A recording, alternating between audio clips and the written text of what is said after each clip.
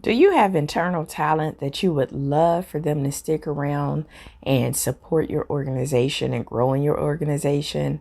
Are you thinking, how can I develop this talent? How can I keep them? Are you thinking to yourself, is there a benefit to developing the talent that I already have? Or should I try and get the top talent that's out here in the marketplace?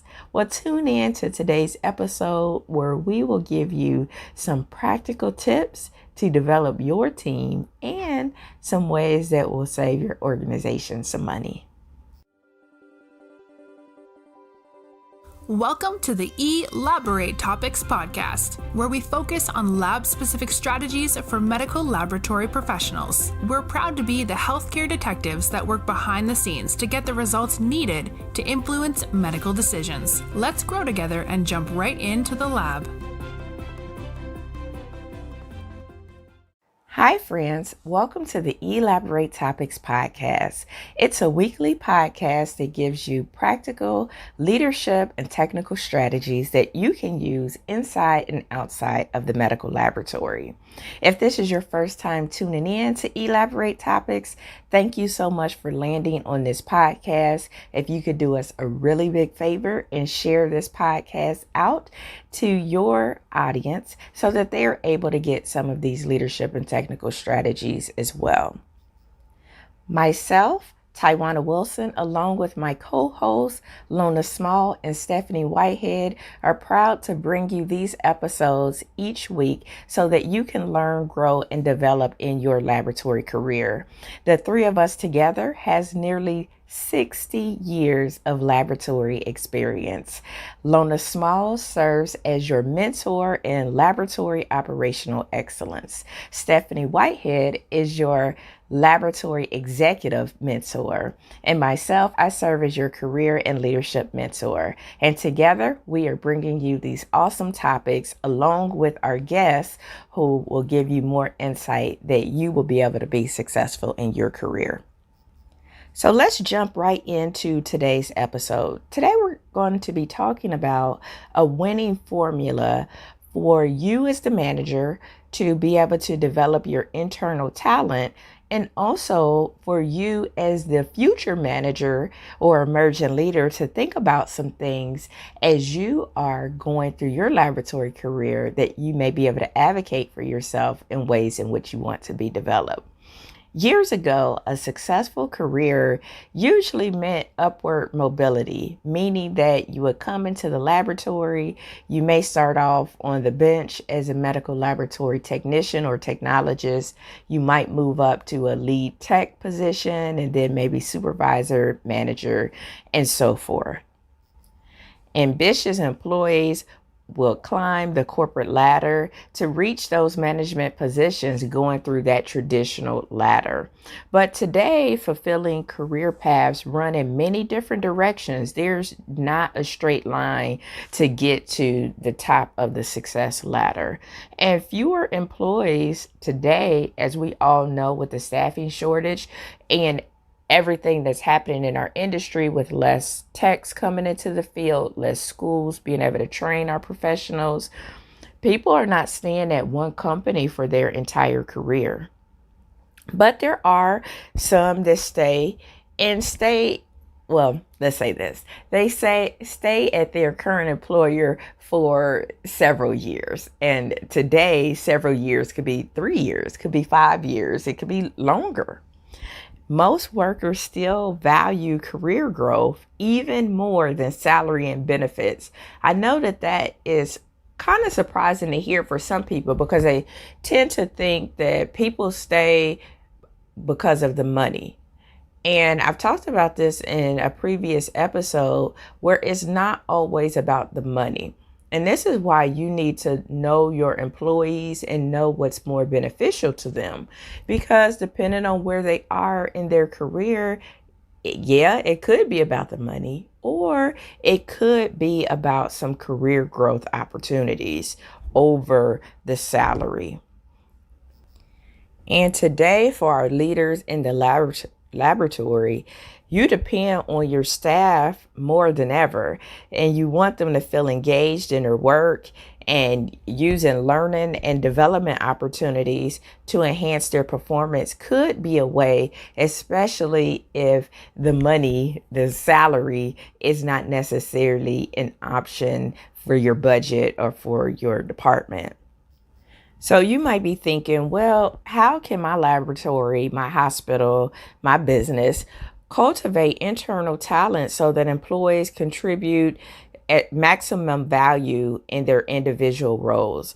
So I'm going to give you some benefits of why developing your internal talent should be a priority for you, even through the chaos of we're short, we have other demands on us, because a developed staff, a staff that feels engaged, a staff that feels like they're able to offer something to the bottom line will stay with you, at least for some time.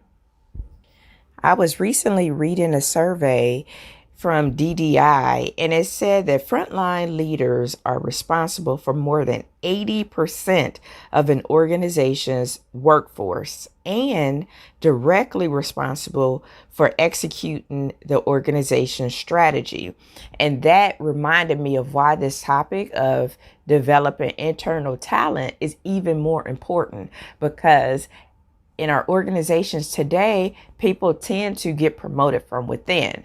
And if 80% of your operations is dependent on your frontline team that may or may not been developed, think about how innovative or lack of innovation that your company will have if you have somebody that hasn't been developed at the helm. Just think about that for a minute. Think about, 80% of frontline leaders.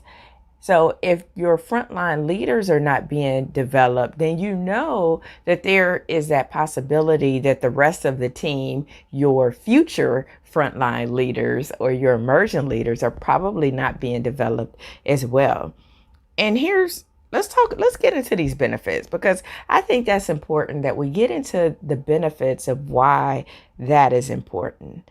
One, it saves money. So we can't have these discussions without talking about money, right? So let's just jump into the benefits. It saves money. Filling positions with internal candidates usually costs less than external hiring. That's why we promote from within. We feel like we might have a rising star, and then we're going to promote them. We're going to give them that opportunity. You can cut down on expenses that way by hiring from within, like your advertising budget, the cost of screening candidates, training a new hire. We all know that onboarding a new hire is very, very expensive.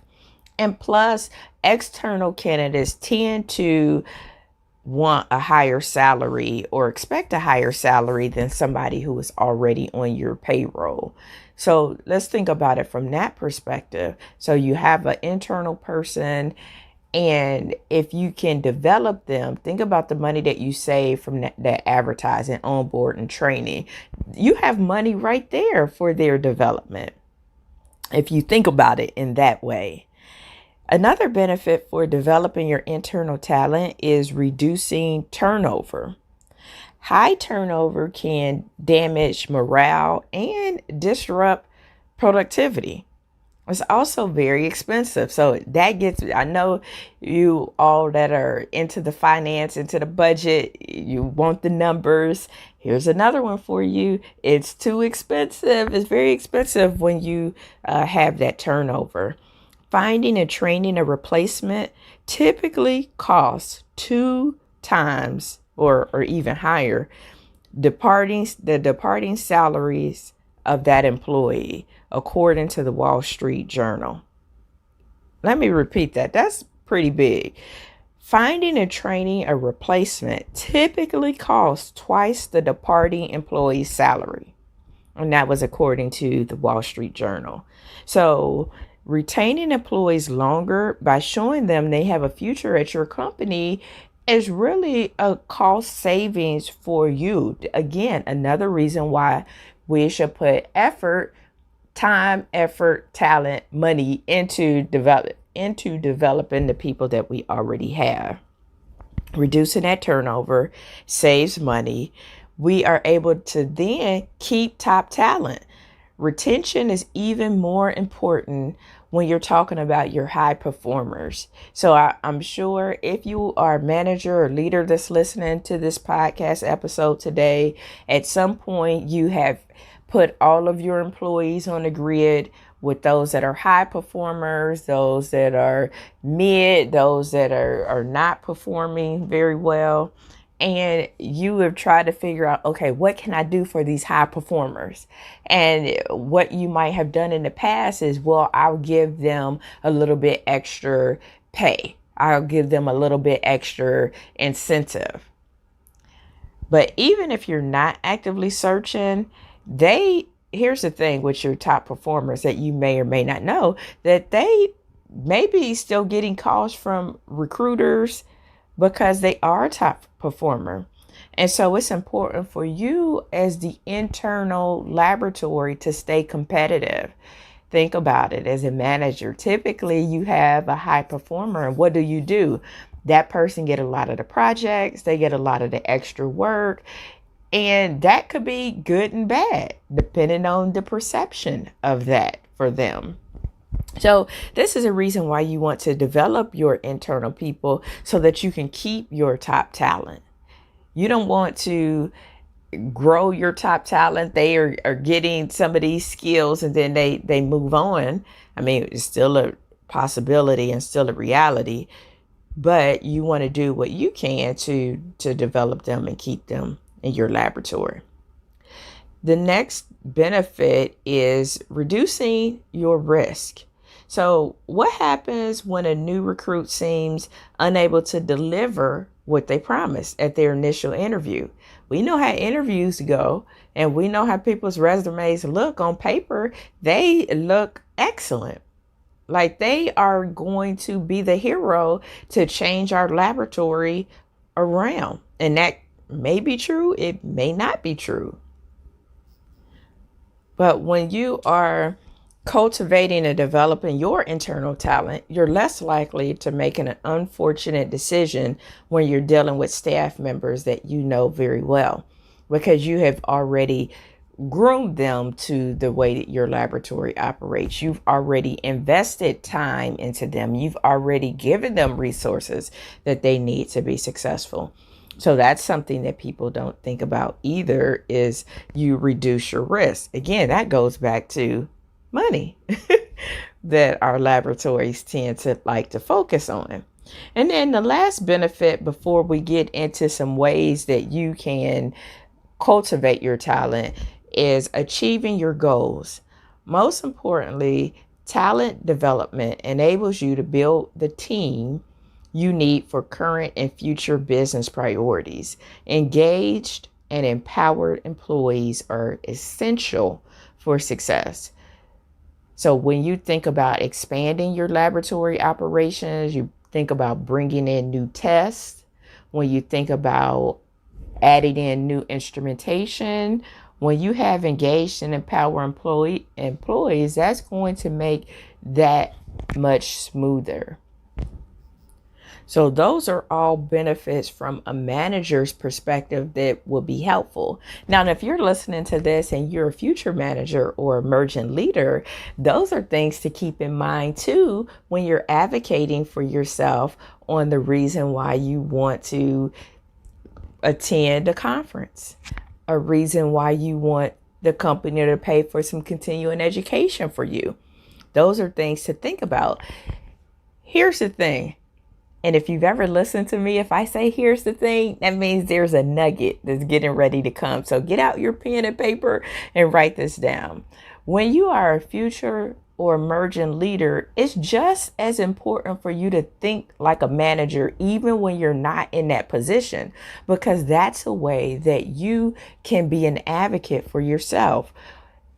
Most times, managers are so in the weeds of getting the work done, making sure that the department is staffed, thinking about operational demands that have already been requested of their time, that they may be missing out on some of these small nuggets. And so this is a way for you as the emerging leader to be able to say, listen, I love working here. And I know that with you helping me to develop my talent, it's going to save the organization money. I know it's very expensive for you to have to hire somebody from external. The money that you spend in advertising and recruiting, I'm sure that's got to be very expensive, running ads. And then you don't even know what you might get from an employee from the outside. You know what you're going to get from me. You know what I can deliver. And think about what I can deliver if I had some development. Think about if I had the opportunity to learn and grow. Think about how much money that would save the organization. As an emerging leader or future manager, you have to be your own first advocate. So think about utilizing, think how a manager thinks. Right? I know you're like, well, I'm not a manager. Okay, that you're here today. And I just gave you some nuggets that you can use to be able to share with your manager. Sometimes the manager just needs a valid case presented to say, you know what, that makes sense. So hopefully you can utilize some of those benefits in your discussions with your manager. And don't wait for your review. Schedule a one-on-one with your manager. Don't wait for them to schedule it. You schedule it. Take ownership of your career. Now I want to transition into the implementing a development program, a talent development program, and why you should do this. I mean, one, it's a winning formula for keeping your internal talent. But here are just some practical ways that you can start to develop your own talent development program. So first, you want to align and communicate. You want to ensure that employees understand the objectives of the organization, the business strategy behind it. Then you can align individual goals with your corporate priorities so that you know where to focus efforts. So if you know part of your organization's goals is to grow your business, then you are able to develop your employees in that way, grow your business. That probably means that we're going to bring in some new tests. So let's start researching some tests that we can bring in on our current equipment. If we don't have the equipment, then what is the cost of the equipment? And what kind of revenue can we bring in from this? So think about ways, and this is really from the manager's lens of thinking about ways that you are able to align and communicate the development of your team to put it in line with your business objectives. Again, I'm not going to leave you out, new leaders and future managers. Think about this. As much as you're reading your literature and you're doing your knowledge, you know your test menu, you know the tests that you do. Is there anything you think, wow, we send this out to our referral lab, I wonder if this is something we can think about? Even if it's something that your manager already thought about before, this would be helpful, and it would allow your manager to know that you're thinking about the organization as a whole. Another strategy that could be used is offering e-learning. Laboratories want to learn when they have the time to learn, right? So offering e-learning, providing these opportunities to acquire new skills and knowledge, and technology makes education and training more affordable and accessible. So with e-learnings, this kind of give you a blended approach, which is what many experts are recommending, an approach of classroom lessons and then workplace experiences. So you get the classroom fundamentals and then you get the practical application of it. So offering e-learning, is there a way that you can offer continuing education credits to your employees? Typically, that's cheaper than giving somebody a raise, or more of a raise. Maybe you're capped at the amount of raise that you can give an employee a year if you're able to give employee raises. Maybe that raise is 2%. Maybe it's 1.5%. Maybe it's 3%. But is there a way that you can think about being able to offer your rising talent some e-learning opportunities? And there are many vendors that offer corporate discounts for e-learning that gives all kind of technical topics, that gives business strategies, leadership, communication. It gives all of that. And for the new leaders, if you are on LinkedIn, here's another resource for you. So say, for instance, that your organization doesn't have a way and your manager is not familiar with a organization that offers e-learning and the company doesn't offer it. Here's something that you can pitch to your manager. So LinkedIn has their premium account, which will cost you a little bit over $30 a month. But when you are a premium member, you get access to LinkedIn Learning. And there are all kinds of personal development courses, leadership, communication, project management courses that can be taken. And what some people don't know is that LinkedIn also sells that service to businesses to be able to implement in their learning management system.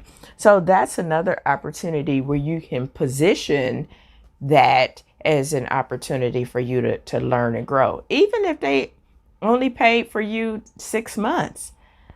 So position that as a way for you to get additional learning.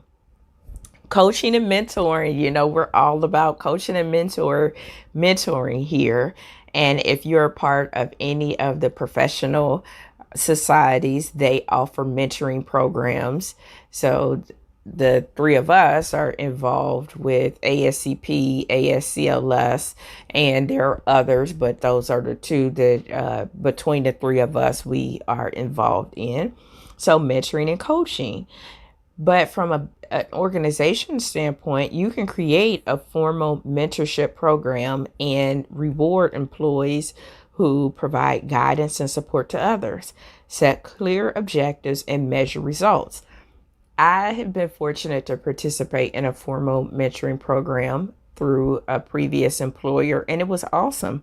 I was paired, and I was a manager at the time, but I was paired with a senior leader where we had a formal structure to the program, but I was able to gain some insight into the company's organizational culture, politics of the organization. I was able to be paired with a mentor that was very diverse for me.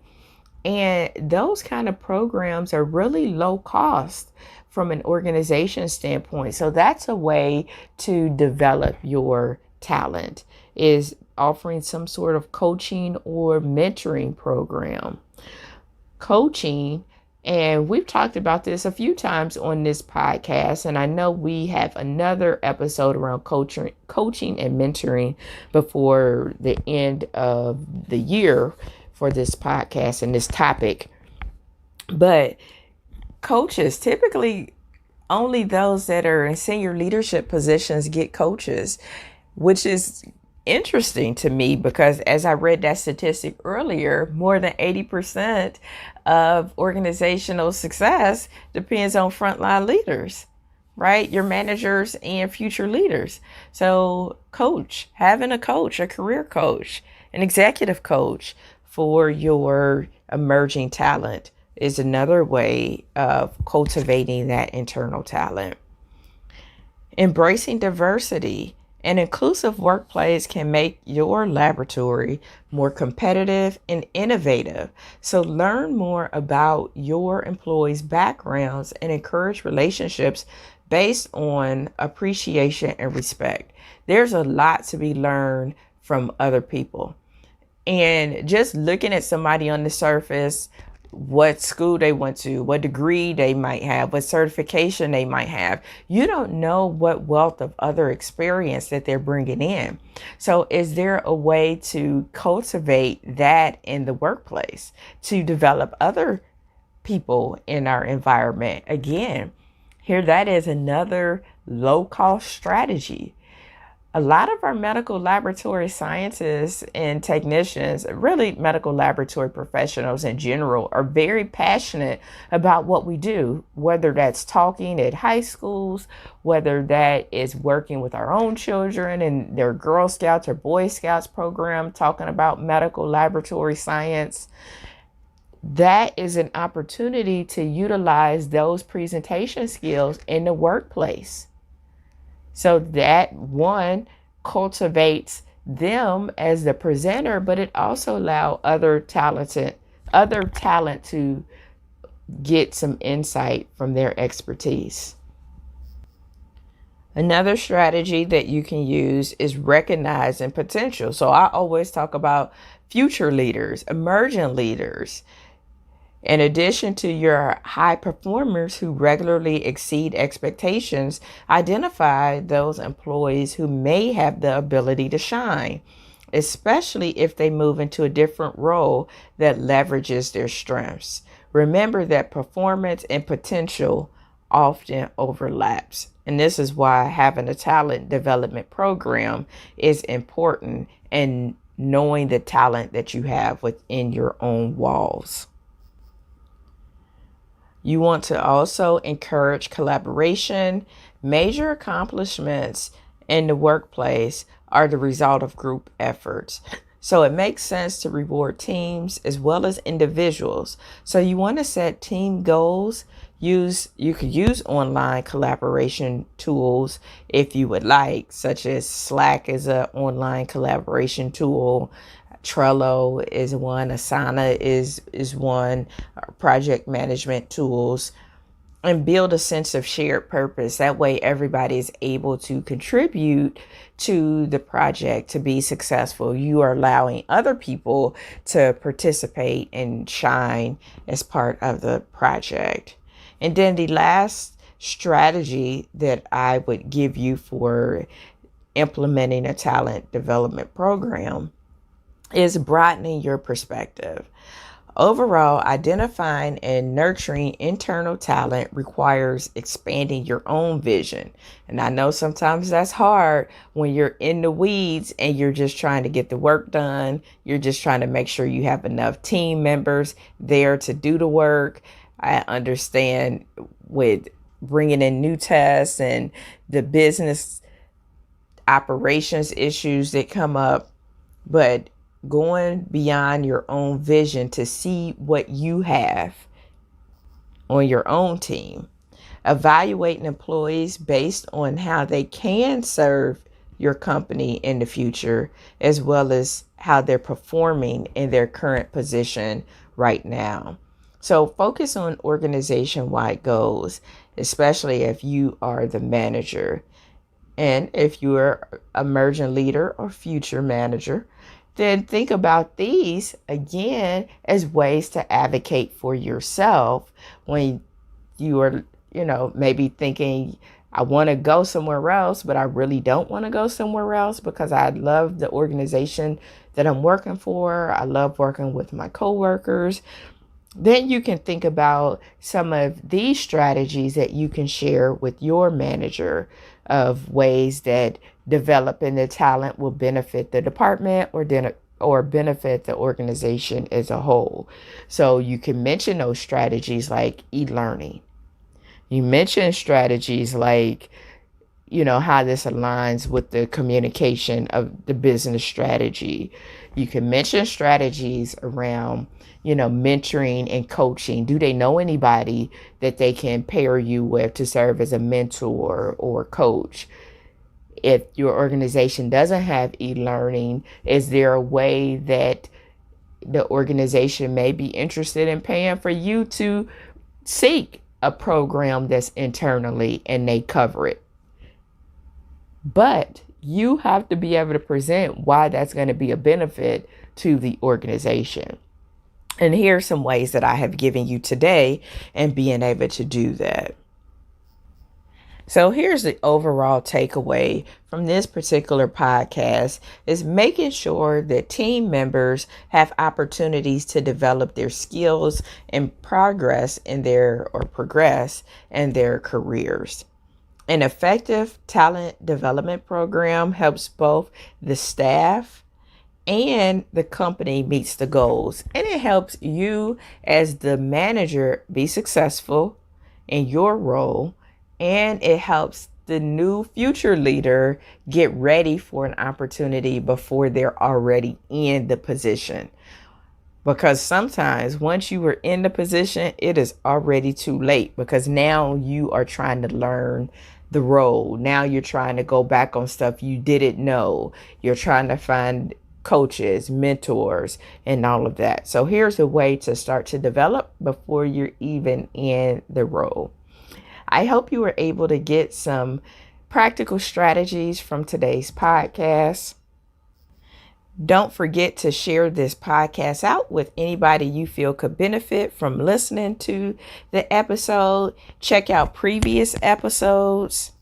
If you are a new or future leader, check out episode 76, where we talked about ways to grow in your career as a medical laboratory professional. You might also want to check out episode 25, where we talked about defining your leadership career roadmap. And if you want to hear an awesome story from a current laboratorian, check out episode 78, Laboratory Professional 2.0. Thank you again for tuning in. Share this podcast out with your team.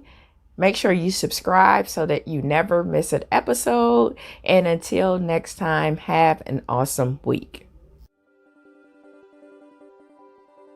Thank you for tuning in to another episode of eLABorate Topics, where your hosts discussed relevant strategies for laboratory professionals. Please subscribe to this podcast on your favorite podcast platform and listen to us on directimpactbroadcasting.com. Stay tuned for another episode with information you can use to